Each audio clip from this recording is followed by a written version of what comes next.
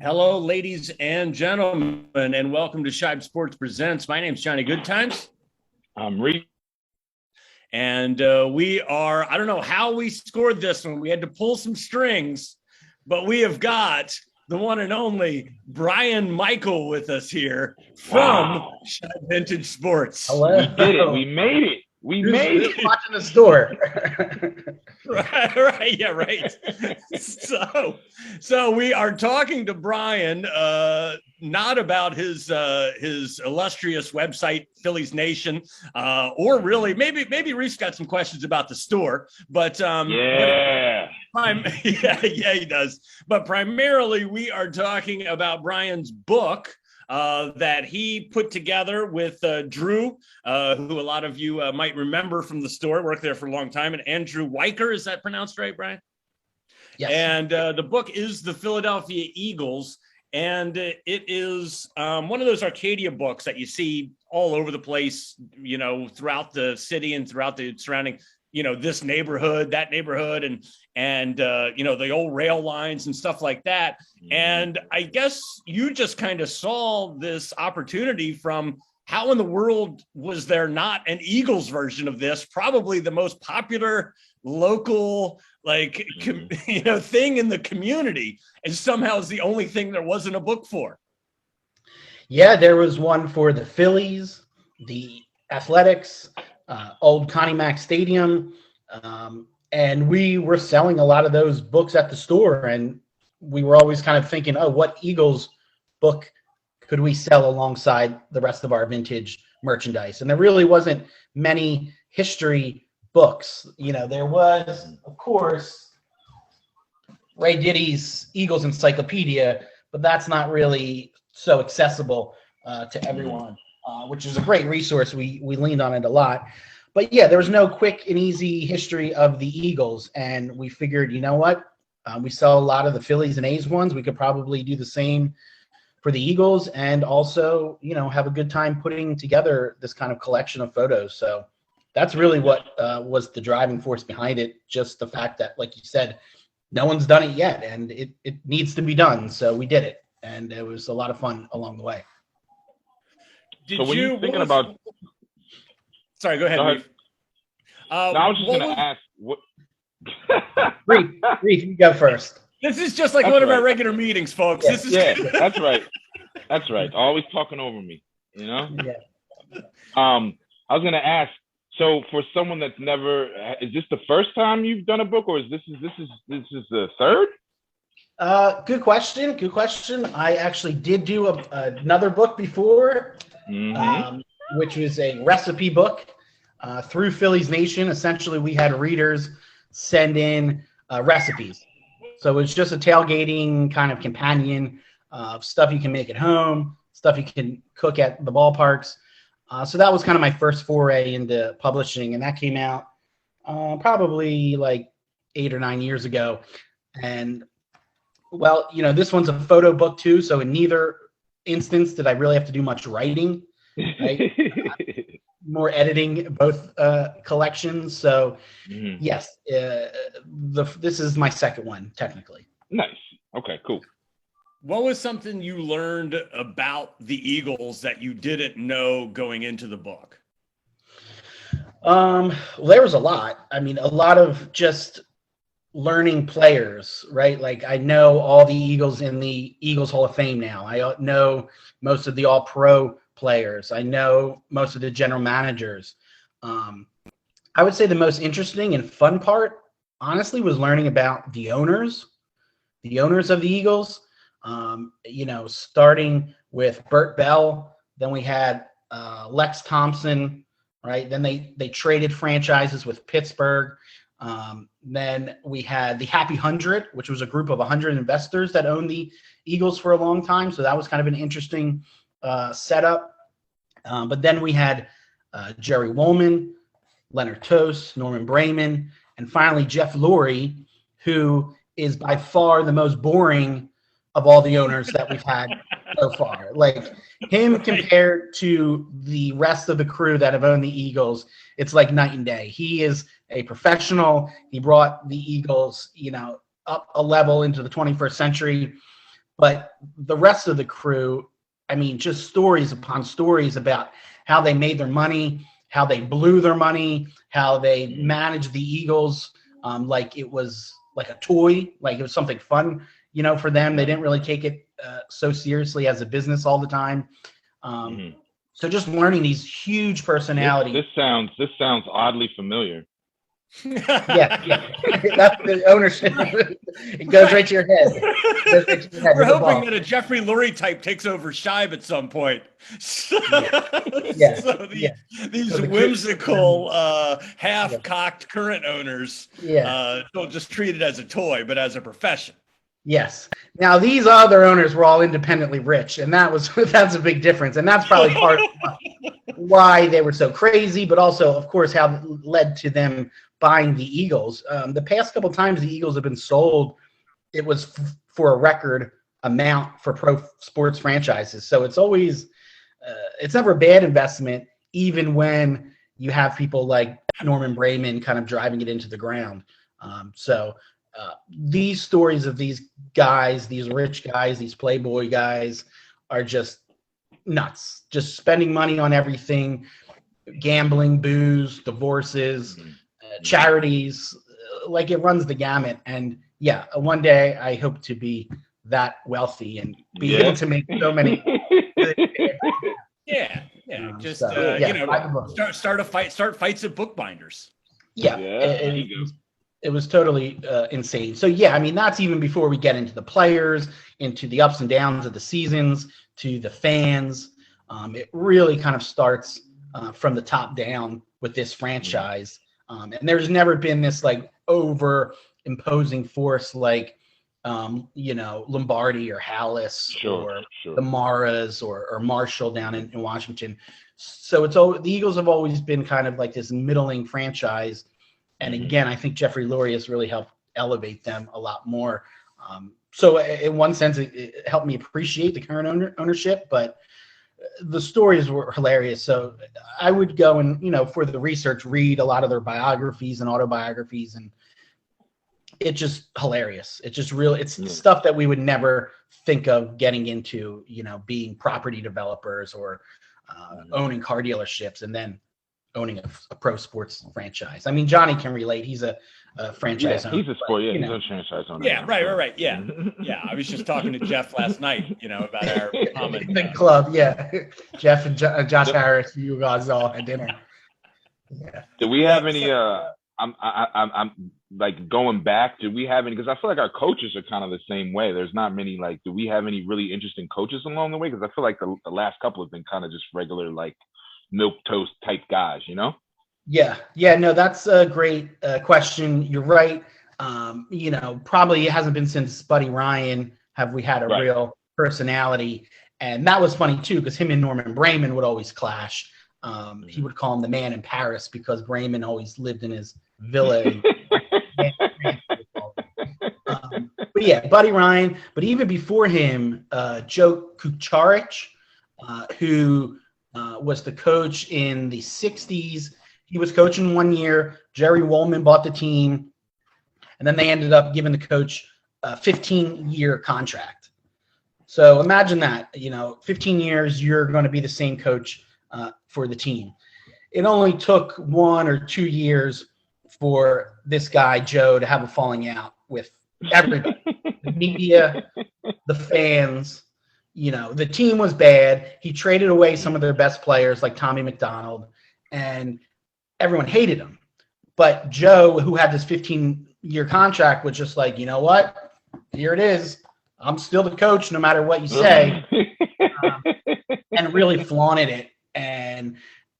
But it just kept getting worse. The fans would fly banners around Franklin Field. They hung effigies. They had pep rallies, all to just get Joe fired. And there's actually a good picture in the book that says, it's a picture from one of the unions holding up a sign that says, fire Joe, right? They were just as into it as we are nowadays. And this all kind of coincided with the Snowballs at Santa game, right? Sure. So we all remember the kind of botched halftime festivities where we had a drunken Santa come on the field and fans pelted them with snowballs. Well, they were kind of just taking out their aggression on Joe and the team and the season that had gone to nothing. So he was a real character, and everyone hated him, right? You had Buddy Ryan, everyone loved. You had Joe, everyone hated. And then even going further back, their first coach, Lud Ray, interesting fella. He pretty much introduced film watching and watching game film and studying game film. That was a huge part of him as a head coach and what he brought to the table, as well as changing, the offense, right? He was more into spreading the field out, the forward pass. Again, back in like the 20s and 30s, it was 3 yards in a cloud of dust type, rugby style football.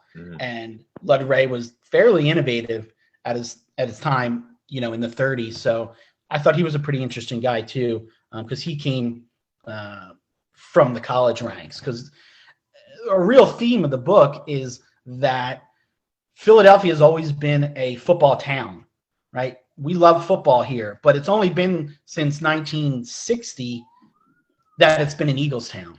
I mean, we all know at the store, the Eagles are by far our best seller of the 4 major sports teams, but it wasn't always that way.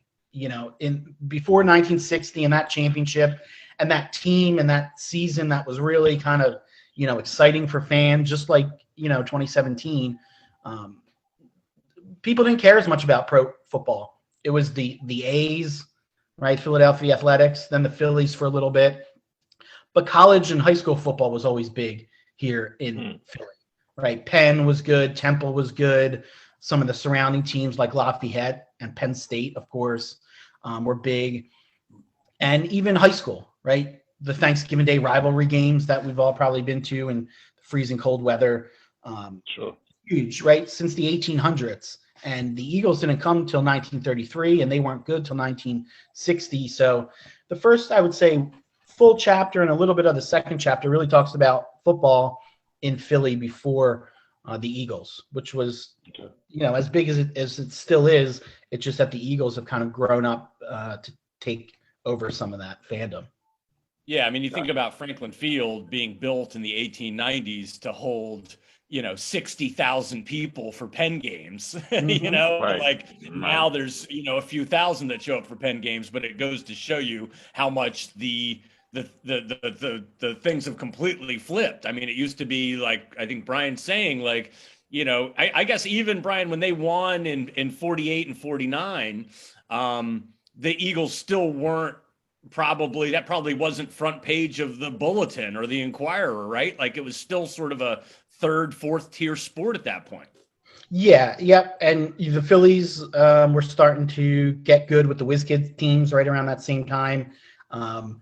It just wasn't that big of a draw. And even those championship games, I think one game snowed and one game rained. So people didn't really show up for them even, right? There were crowds and people were excited, but nowhere near what happened in that 1960 season. It took the Steagles, which we can talk about at some point, for them to even get their first winning team. That was 10 years after they started. And then once the 60 season came, it was a lot like actually 2017 because they started the season kind of okay, win a game, lose a game. But then the kicker hit this amazing field goal, Bobby Walston, just like Jake Elliott hit that 61-yarder versus the Giants. And then everyone kind of thought, you know what, maybe this could be the year. Maybe we've got luck on our side. And after that game, which I think was in Cleveland, attendance shot up at Franklin Field in 1960.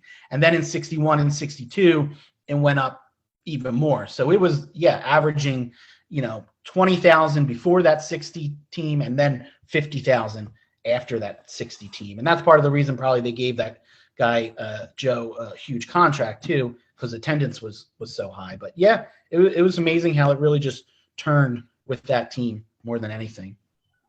Right. Because of Joe. It's because of me, Joe, the coach. Yeah, Coach K. It's but then sadly the Eagles and kind of a lot of our local teams have this, they don't seem to build a system that continues to be good. They seem to win one in a vacuum and then sort of go back to mediocrity. And it really took until Dick Vermeil came here in the 70s.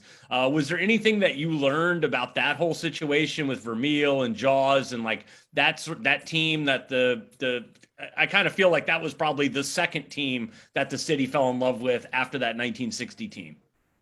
Yeah, and just real quick to kind of reiterate what you were saying, the team was sold after the 48 season. So they had a new owner going into the 49 season, and then they won the championship again. So, talk about lack of consistency. The owner wins the championship and then sells the team. But yes, the Dick Vermeil saga was a different one, and it was interesting, and it was kind of like the 93 Phillies in that they didn't win it all, but they still have this kind of special place in our hearts because part of it was the team itself. It wasn't the most talented team. The coach before Dick Vermeil traded away a lot of the draft picks. So you had this like ragtag group of players, misfits, outcasts that Dick Vermeil brought together and just ran them into the ground. I mean, Dick Vermeil was just, overboard in everything, and that's what caused him to retire so early because of the stress that he caused himself. But yeah, they were a team that really kind of came together. They didn't have the talent. They weren't this flashy team that you thought would win the championship at the beginning of the season.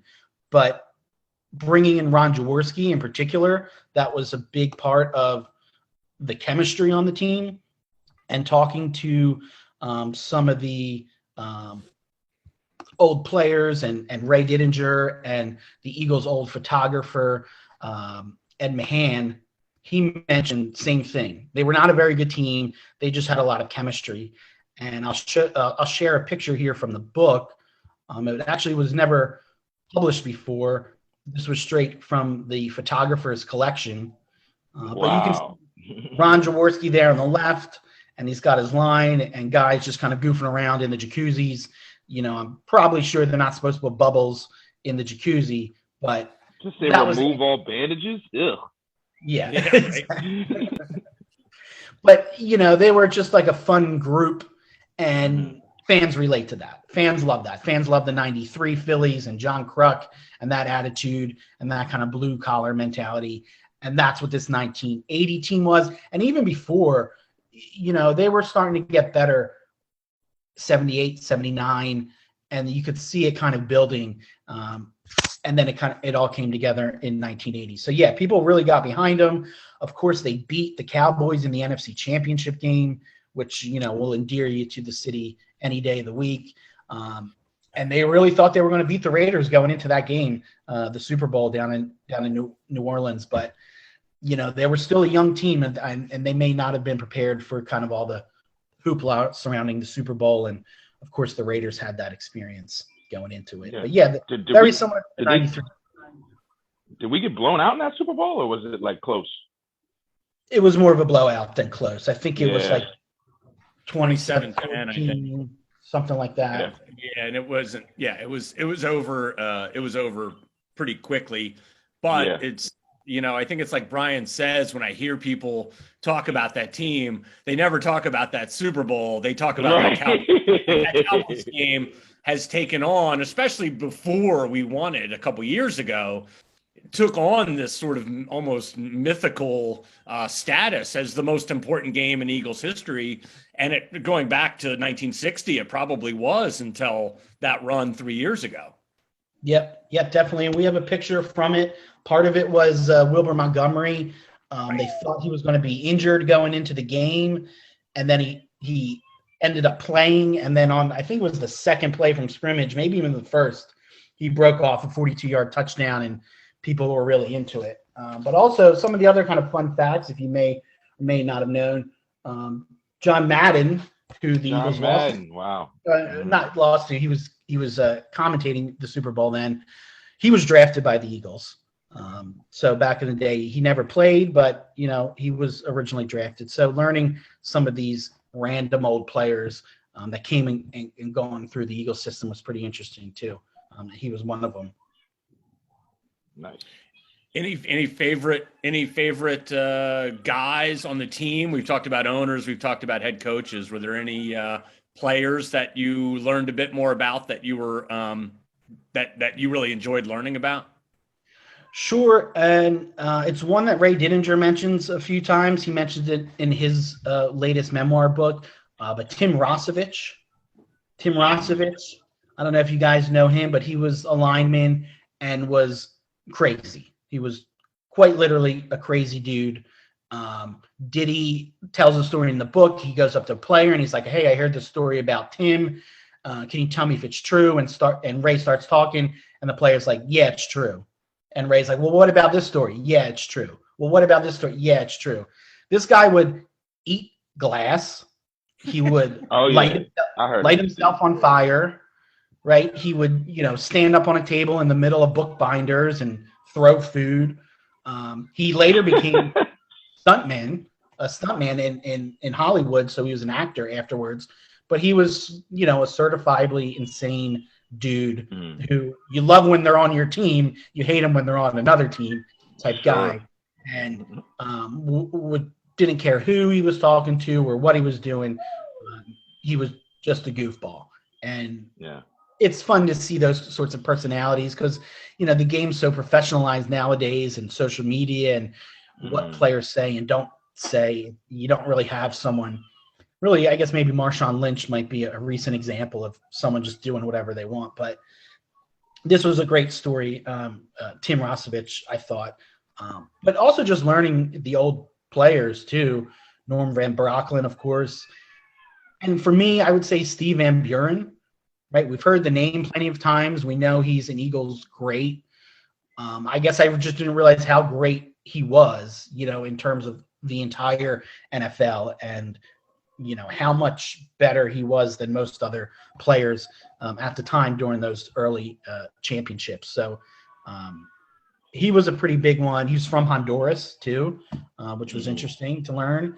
And I like all the guys' haircuts too. They all have these like crew cuts from like 30s and 40s that you could set your clocks to, and it was really funny learning who they were behind the scenes.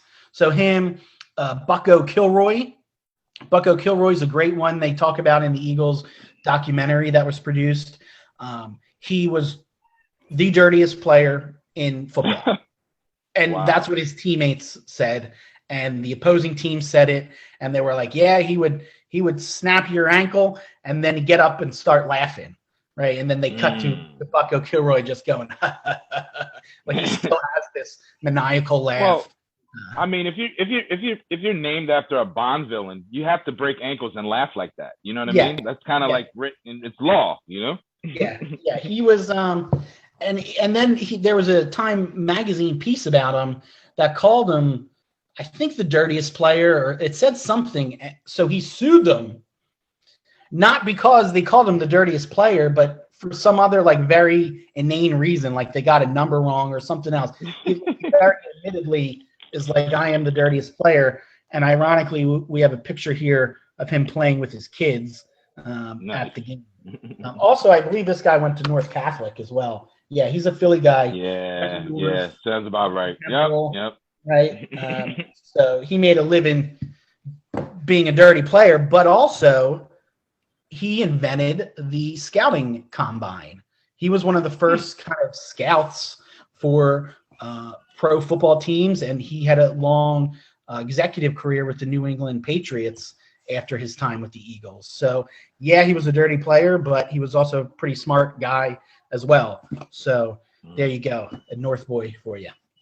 North Catholic.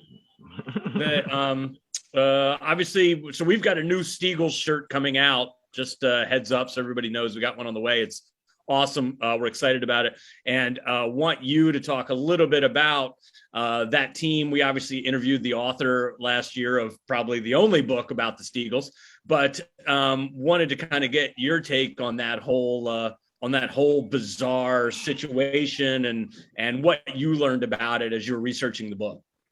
Sure. And that book by Matt Algo is a great book. because really it tells the story of the Steagles, but also gives the context of World War II and the draft and what it was like here in America and in the NFL offices and the war offices, how that all kind of came together to leave us with this team known as the Steagles.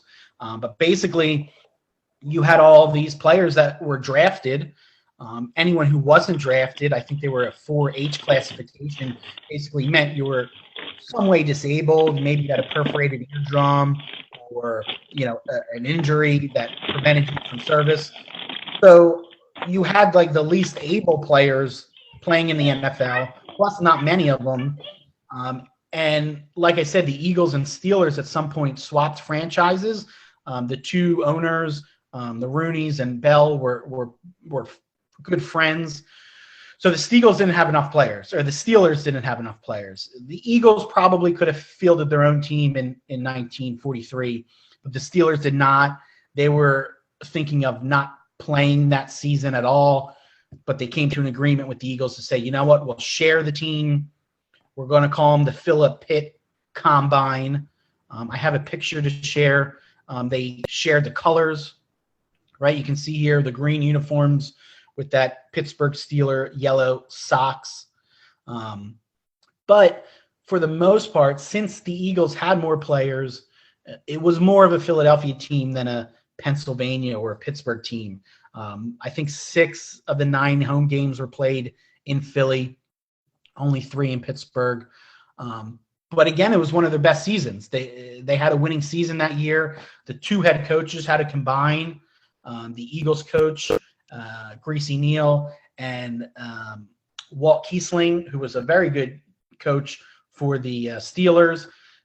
So you had a team with 2 coaches, and of course they didn't get along either. One wanted to run the offense, one wanted to run the defense. They hated each other.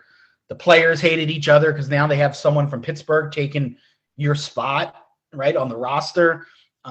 So it's kind of dysfunctional. The whole world's falling apart in World War II, but the Eagles have the best season in their franchise history at the same time. So it's like a really funny story in this hugely tragic story as well. So it's amazing that they made it through the season. It's amazing that they were successful. By the end of it, of course, they were happy to be done, and Pittsburgh joined with Chicago in the following year, and the Eagles had their own team in 44, back to their losing ways for a couple of decades.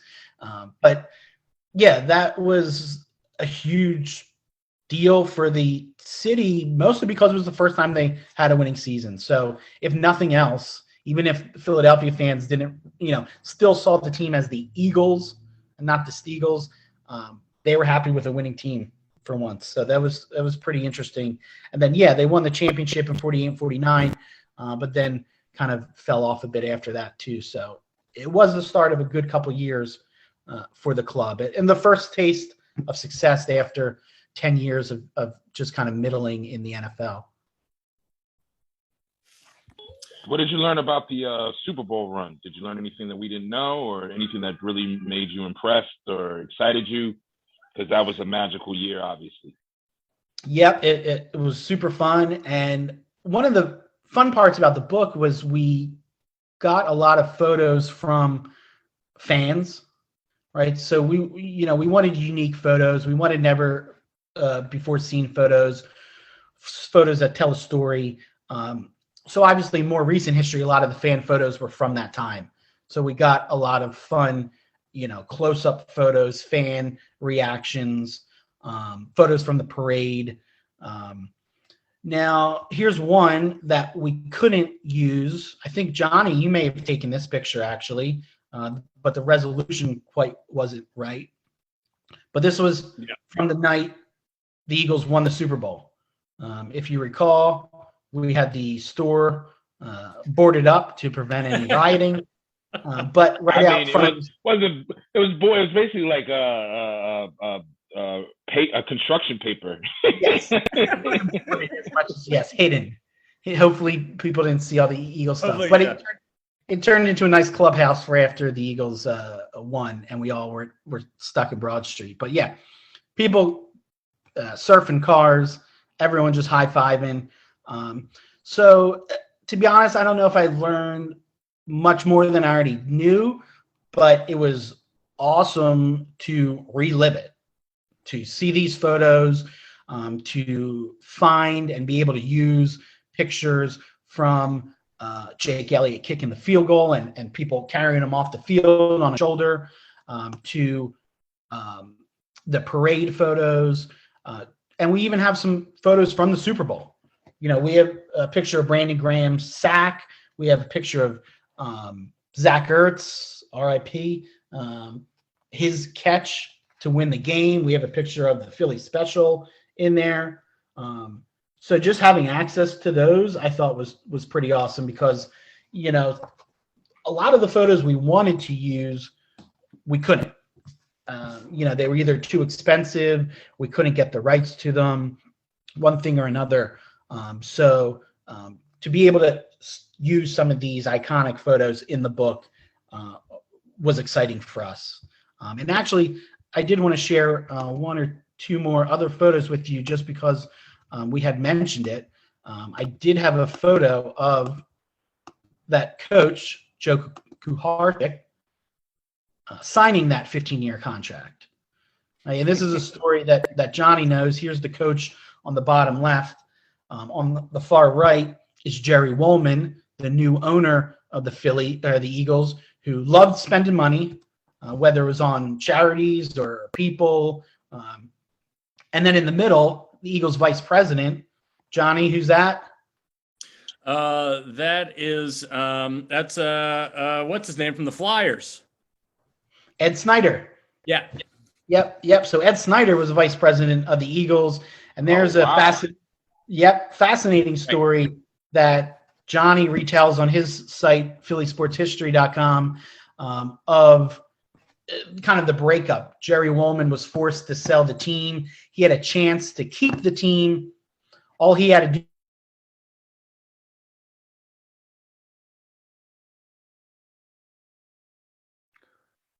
Well, I think Brian froze up there, but I can tell you a little bit more about the story while I'm waiting for Brian. So Woolman took over the team. Brian, can you hear us? Yes. Yeah. Sorry. Right. Yeah. We lost you there for a second.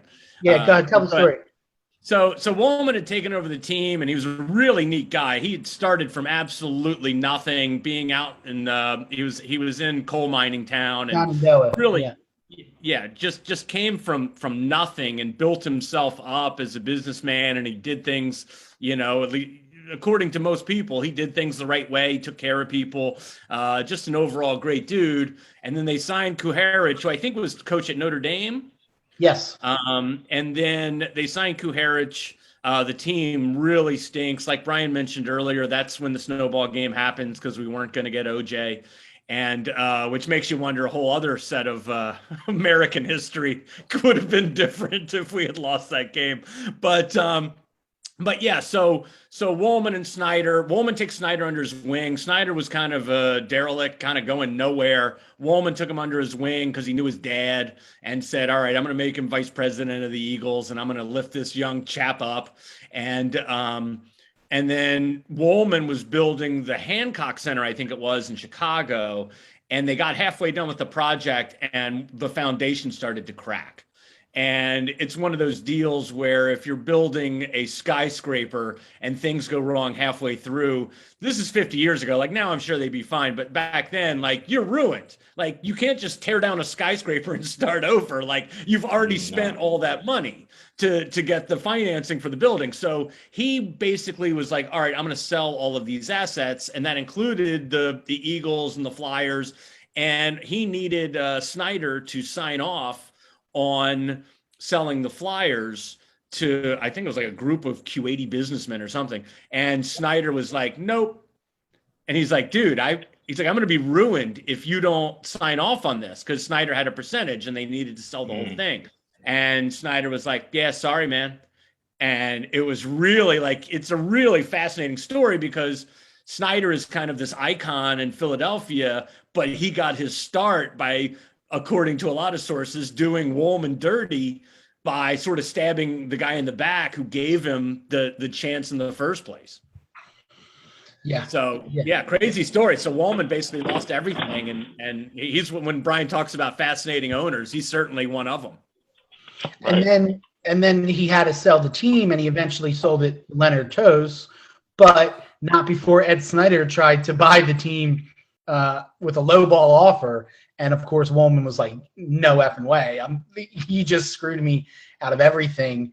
And he did. Wallman lost everything. He was a poor man. He went from a poor coal mining guy to $100 million properties, back down to rags again. And the Wallman story. And yeah, like you said, he did a lot of things the right way. Everyone liked him, and he was a nice and generous guy. But that's Philly for you, I guess. Yeah, I mean, I think you just in business in general, you gotta, you can't be too nice of a guy. I don't think, and it sounds like he got taken for a ride, Yeah. In his most vulnerable time, his friend just stabbed him in the back. Like, business. It was business. Sorry, buddy. Right. Yeah. And then, like I said, Ed Snyder becomes like one of the probably 5 most important people in the city for the next 50 years or 40 years. So just a wild story. Well, where should we look for this book? Where can people go to get the book that you guys just recently came out with?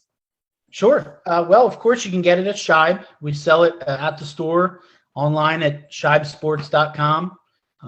And their autographed copies are available there, exclusive to Shibe. But you can actually basically pick it up anywhere these sorts of Arcadia books are sold. So your local Barnes & Noble, your local stores in and around Philly. We've done a couple events already. One at, I believe it's called A Novel Idea up in Wayne, PA. We're going to do another event at the Morristown Barnes & Noble on December 4th. So we'll do a book signing and a little talk there kind of for the holiday season.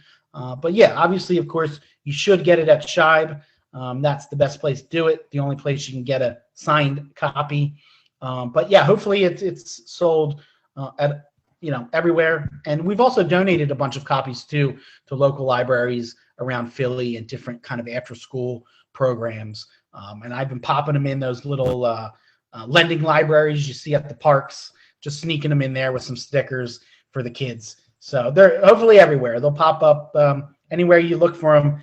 The idea is you'll be able to find the book to buy. So yeah, I mean, you just go to your local park and just start digging through hollowed out trees. You can find one.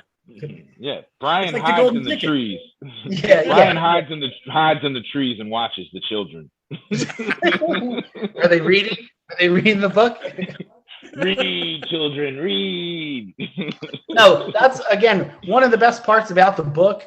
Obviously, it's a photo book, so it's very accessible. You don't have to get too deep on any one topic. Sure. Hopefully you do. Hopefully it kind of sparks some ideas and you're like, oh, I'm going to learn more about Tim Rossovich or Jerry Wallman. But it's also organized in a way that you can pick it up at any page, right? Like you can leave it in the bathroom, pick it up at any point, read a couple captions and be like, oh, that was interesting. And then go back along to your day. So it's a fun book to read. It's not a chore. And it didn't feel like that way writing it. It was fun to write it and we learned a lot writing it. So it wasn't like a slog of trying to get your ideas down on paper. Luckily, the history has already been written. And of course, Ray Didinger has done an amazing job. And Ed Mahan, the old photographer, has done an amazing job. And it's really kind of just retelling some of those stories. And like Johnny said, the Jerry Wallman story and the Stiegel stories. And, they're interesting. It's interesting stuff that happened on the field and off the field. And that's the fun part of the book. Yeah, it's a really fun read. It's a breezy read, like you said. You can kind of pick it up wherever you are and just read a few pages if you're just kind of hanging out. And definitely, like, you guys did a really nice job of capturing the interesting segments of each team, because there are these different eras that we've been talking about over the course of this. There's that 48-49 stretch, the 60 team, the Vermeil team, and you guys do a really nice job of sort of paying homage in equal measure to each of those teams, because most fans are really familiar starting with, Randall and Reggie. And I think that this book does a great job of kind of tying them into a longer history that goes back 50 years before those guys started. So it's really well done, and congratulations on it, Brian. Yeah, thank you. And a lot of it ties back. There are players today that remind you of players from before their games, just like I said, the 60 season and the 2017 season. So I think it's important to kind of understand that history doesn't always happen in a vacuum. And just like you said, what happens if we didn't throw snowballs at Santa and we won that game or we lost that game and we got O.J. Simpson? What a whole different world. The whole world's different. Yeah. So these little, literally. Yeah. Then that's the fun part of any history book, and that's what we hope to capture here with the Eagles.